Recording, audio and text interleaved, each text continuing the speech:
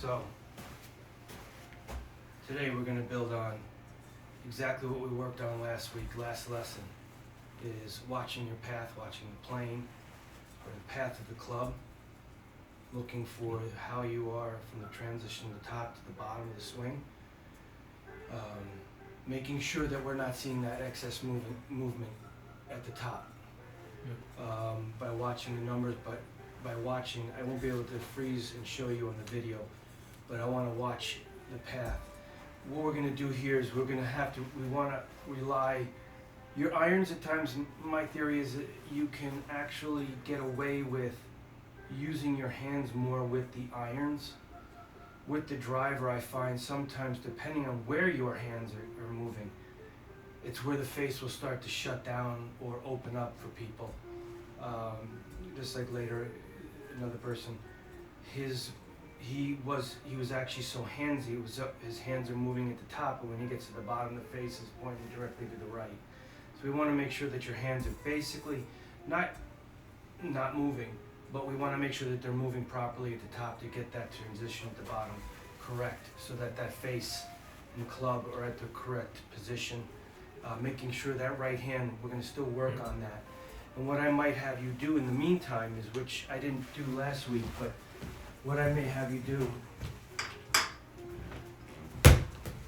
my dodgeball. So what I want you to do is I want you to warm up with this right now. And what we're going to do is we're going to keep it in your hands. I don't want you to hit a golf ball because it can actually, I literally, I think I said it to you last time possibly, or it was Mike McCloy. I've only seen one person who has effectively hit balls by using it, and it was Justin Rose. He was using the Tour Striker, the ball that goes around your neck. I use this one because it could literally drop and, you know, but I want you to keep this in between your arms here, and I want you to try to swing the club, warming up to get that sense of where the hands should be in the swing, okay? And you don't even have to take a full swing. It could be 3/4. Yeah, just like that.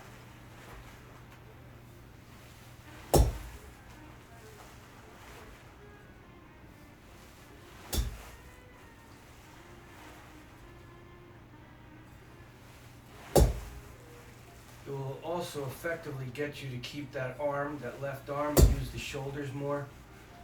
This one ball does a ton. I'm also going to get my trusty alignment stick.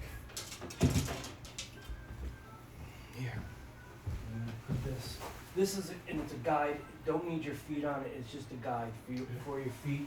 It's also, to be honest, is to help me to make sure that your hips and everything are still. Because today is going to be, the reason why for the lesson being so soon after the irons, there's going to be a lot of repetitive things in here. With the hips, using your glute a little bit more, but actively using that left shoulder to take the club back. So you feel a little bit of a difference using this. So now what I want you to do is I want you to go ahead and hit a few shots, and we're going to try and see what your path is and how you're striking the ball, even prior to using, not prior, but even without the ball.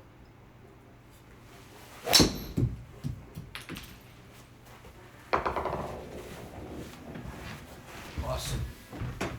Ooh, look at that. That's what I want to see.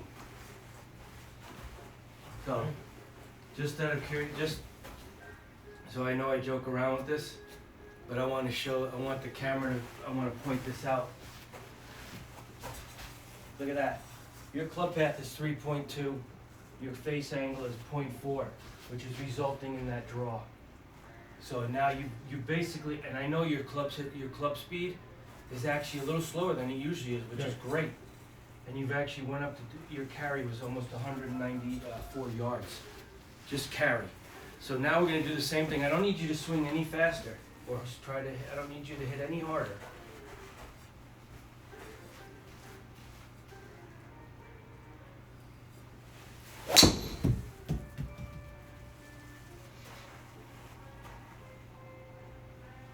Nice. And it's great because your path and face angle were almost even, which what I would love to see with your swing, knowing it so well, is I wouldn't mind seeing that as your miss hit, and the miss hit being straight. So I'm just gonna go over here, I'm gonna watch your hips. Okay.